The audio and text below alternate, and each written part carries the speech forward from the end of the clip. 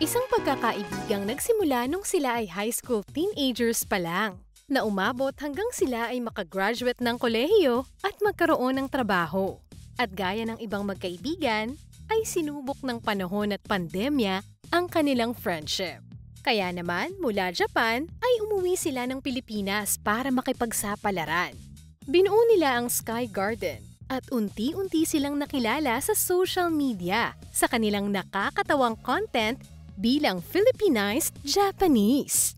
Ngayon nga, pati music industry ay pinasok na rin nila. Mga kada, tara na't makipagkadamustahan kasama sina Iwa Maegawa at Ryo Nagatsuka. Mga kada, ang mag-best friends na content creators at musicians sina Ryo Nagatsuka at Iwa Maegawa ng Sky Garden. Good morning, guys! Good morning, guys! Konnichiwa! Konnichiwa! Thank you so much. Wow! Yun lang alam namin. Hanggang konnichiwa lang. Welcome, welcome. Come on in, Yes, thanks so much. Have a seat, have a seat. Thank you. Konnichiwa. Arigato gozaimasu. Yun lang yung naririnig ko sa mga Japanese. Okay na po yun. Sapat na yun. Sapat na yun. Baka mamaya mag-expect sila kumain. Ay, sorry. Yan kasi may pabaw pa yun eh. Anyway, bati muna kayo sa mga kada natin sa Filipino, English, and syempre Japanese. Ay, lahat na. Naman. Okay. Kompletos Sige, like sige. recados. Okay. Konnichiwa sa mga kada. My name is Ryo. And Iwa? Ikaw mo. Ako ito eh. Ako ito. Ito. Itong camera. Ayan. And We are Sky Garden! Yes. Wow! Welcome back! Alam namin na some time ago, naging bisita na kayo dito. Kamusta Yes. na ang mga... Yes, actually because of Happenings, this yes. guesting, actually our first guesting, yung totoong guesting was Kada Umaga. Yes. It was like 3 years ago, di ba, Iwa? tagal 3 na. years ago. 3 years Yes po. ago. 2022. 6 o'clock pa kami in the morning. Opo. Yes. Ang aga eh. Yun nga po eh, ang aga ng Kada Umaga dati. Yeah. Pero ngayon, it's became like 10 a.m., right? Yes. Yes. Oo. 10 to So 12 since kami. then, what's been happening sa mga buhay ninyo? The beauty, no changes at all. Wow! Yes. Walang change. Walang change sa beauty. Kayo din. Totoo ba? Pretty. Pero ang pagbabago Kire, ay... tama ba? Kire. Oh, Yes, kire. beautiful. Okay. Alam ko lang yung chichireng ganyan, Mama P. Pero ang pagbabago ay dumami ng inyong followers. Yes, before it was like, dati 100,000 followers lang kami, pero ngayon we just succeed 1 million followers. Wow! Yes, recently, Sky Times Garden. 10. Yes. Saan to sa YouTube? On Facebook, Facebook. and yes, on TikTok we had like 300,000, Yeah, something like that. 300. Yes. At hindi lang yan, nagiging official soundtrack na ng mga telenovela, inyong mga kanta.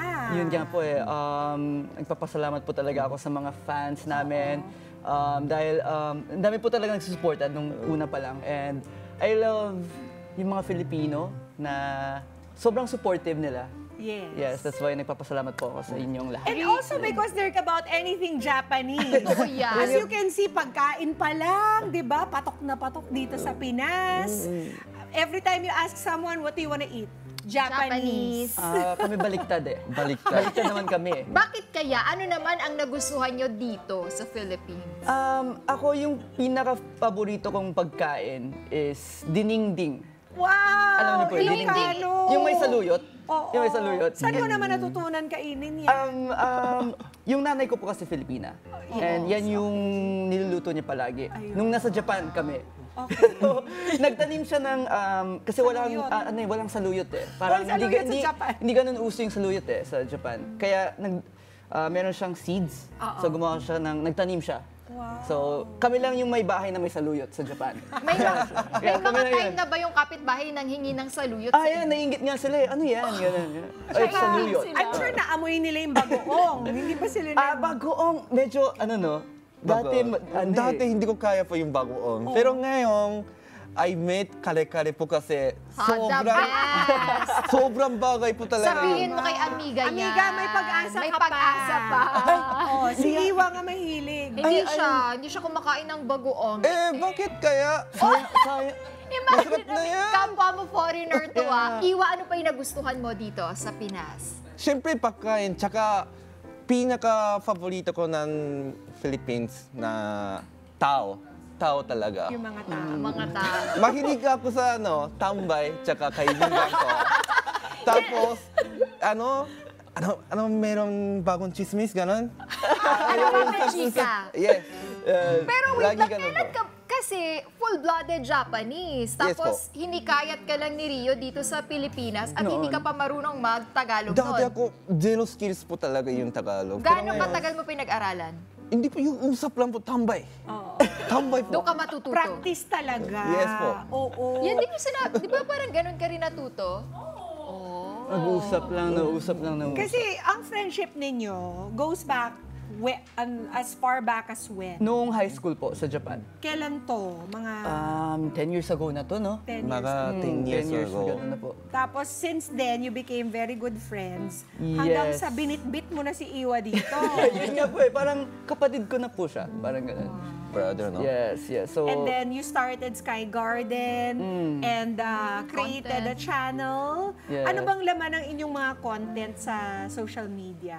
food, travel. Travel. Yes, actually, last time, yung pinaka-latest travel namin sa Baguio. Baguio, no? Baguio? First time niyo yun? Yes! That time, first time That po. time, first time. Kaya, may malamig pala na lugar sa Pilipinas. Grabe ka naman. Pero, I mean, kasi palagi naman talaga mainit. But everyone says na, malamig sa Baguio. Pero, of course, yung iniisip ko, siguro, malamig. Pero naranasan ko na yung malamig sa Japan eh. Pero nung pumunta ko ng Baguio, it was very cold. Sobrang lamig talaga. And ang sarap. Ang sarap na, no? Oo. Wala ako jacket kasi patay na ako talaga. Sobrang malamig po talaga. Yeah. Tapos masarap ng strawberry sinigang, no? Strawberry sinigang. Na-try niyo po yun. Di pa. Sobrang bagay po talaga. Yes. Pakwan sinigang, na-try ko na. Masarap din. Watermelon. Meron. Oh. May ganun? Yes! Reaction. Meron. Oo. Baka yan yung susunod yung Si content. Judy Ann Santos, masarap magluto niya. Pag kinontent nyo yan, itag nyo kami ha. Si Mama P ang nag-introduce. Pero Iwa, hindi mo na-miss yung Japan. Punta kami ng Japan. Ako hindi ako miss sa Japan po. Kasi mas masaya dito po kasi. Masaya dito. Opo. Wala bang mga tambay doon sa Japan? Wala po. Yung walang Yes. Walang normal conversation na oo. parang, what do you call this? For example, pag work na eh. So it's very, parang tawag na rational. Mas iniisip nila yung work, trabaho, ganun. So, comparing dito, parang lumalabas yung emotion. That's why it's very more fun. Very laid back yung mga tao dito. Dito kasi parang you work to live, not live to work. Diba? Parang ganun yung... Yes. Diba? Parang sa Japan, Yes, yun na po yung sagot. Yun na po yun. trabaho. Yes. Oo. Minsan nandun na lang sila sa mga bangkit dahil sa tindi ng mga pagtatrabahong ginagawa nila, Yes. sobrang stressed sila. But tell us more about your friendship. Paano ba to, you said since high school, but you stayed together as friends hanggang sa nag-move na kayo Dito sa dito sa Pilipinas. Why do you think sobrang naging Solid. strong at solid ng inyong pagkakaibigan? Bakit kaya? Hindi ko rin alam eh. Bakit kaya? Parang ang hirap naman ng tanong na yun. But, siguro one of the biggest, talaga, yung pinakamalaking life-changing was Iwa came to the Philippines. Yun po yung isa. Kasi during that time, pandemic po yun eh. Pandemic, and then, Nagtanggal ako sa trabaho po. nawalan That siya ng time. trabaho dahil sa pandemic in Japan. And ako naman, buti naman may trabaho pa ako noon. Kaso yung, alam niyo po, ako, stable pa naman ako. Si Iwan, nakikita ko siya na, alam niyo po, trying to, Scary yata pag nawalan ka ng trabaho sa Japan. Yes! Yun po, nakakatakot po talaga pag mawalan ka ng trabaho sa Japan. Alam niyo naman yung cost of living po doon, medyo mataas. Yes. So, especially pandemic pa, wala naman talagang tumatanggap ng workers doon. So you kept in touch with Iwa, tapos nalaman mo na nawalan siya ng trabaho. Yes. And nagsa-struggle siya. So, what did you do? Una, naglaro muna kami ng games. Kasi bawal lumabas eh, that time. Bawal lumabas eh. So, games muna. Yeah. And then after that, tuloy pa rin yung depression ni Iwan noon eh. So, I made a decision na, sige, let's go to the Philippines. Sino kasama mo dito? I was working kasi in a Japanese company. So, I was an expat. So, noon. Nabigla, I bought a ticket. So, yes. Sabi niya. Iwa akin na yung passport mo, bumili na ako ng ticket. Ganun. You bought Iwa ticket to come here? Yes. Sudden, para, just to get away from that, that negative The depression. atmosphere. Yes. But you had to wait pagkatapos ng pandemic para makatravel? Yes, sakto. Saktong time. Sakto pong yung Inopen timing ng Pilipinas. Open. Nagpapasalamat po sa gobyerno ng Pilipinas dahil Arigatou gozaimasu. inopen po nila eh. Yes, ang higpit po noon, di ba may ECQ, MECQ. Yes, blah, blah, blah. yes. Pero nung sinabi ko na dadalhin ko si Iwa, biglang naluwag yung batas. Kaya nagpapasalamat po sa gobyerno ng Pilipinas. Yes, po. Maraming Arigatou gozaimasu. Nakaka-touch, no? Yung may ganun kang friend na willing talaga, walang kahit anong tanong, I book you a ticket, let's go here. Lalo na kapag down na down ka. Diba sa pagkakaibigan, hindi siya more on pulling you down. Parang sinasama ka, ito yung tutulungan ka. Yeah, grabe, parang pati yung piano, sobrang emotional. Parang ganito ba yung kada umaga? Yung kada umaga na alam ko parang, wow, kada girl! Sumusunod lang kami sa kwento yun. Ano tayo eh. So, Ngayon, Ayan, okay masaya. na po ako. Ayun. Oo. Ayan, magiging masaya na yan. Hindi ka na nag-second thought, Iwa ng Japan? Second? Second. Nag-second thought, hindi ka na nag-doubt to leave Japan and come here with your friend? nagkako. Wala ba nakakamiss sa'yo doon? Baka your parents are like, Don't you miss Japan? That, こっち来る時に日本恋しくなかった? Wala po talaga kasi in Japan memories po ako. Medyo sad na sad Sad po ako talaga. kasi then after come to here, sobrang saya po talaga kasi Adventure. Meron po isa, yung family lang. Family for lang sure. yung sad ko. so now, back and forth. You visit family. Yes. Pero ito na talagang home. Home dito. Once a year lang po yun pabalik sa Japan. Kilig, di ba? Kaya kung mga foreigners nga pinipiling maging home ang Pilipinas, bakit tayong mismong Pinoy hindi natin magawa, di ba? Love our own. Kaya naman. Aalis ka bukas. Ha? Hello, Japan! Habang mamaya, explore lang, Yeah, Mama explore P. lang naman. Yes, Explore yes, lang. yes. Titikim lang ako ng sushi. You love ramen. sushi! Bakit kasi, Hilaw. sabay ka na kaya? Tara, sige, let's go. Book na ako. Bukas. Ay, wait lang, may kwento ka kanina, nagiging tour guide ka na rin ng yes, mga yes, Filipinos? yes. How? Actually, of course, ako po, I'm also doing acting right now. So, I do have a lot of, parang dumami yung friends ko po. So, they're asking saan yung pinakamasarap na restaurant sa Tokyo, sa Osaka. So, parang binibigyan ko sila ng tour guide list. Pakisend na yan I'm sa going to get amin. Yes. Rio ha, later. Definitely. Mamaya lilipad na ako doon eh. Okay, tara.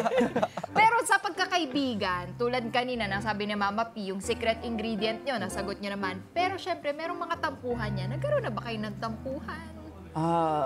Away, ganun po, no? Oo. Away, madaming beses na eh. Madami Paano po. nasusolve?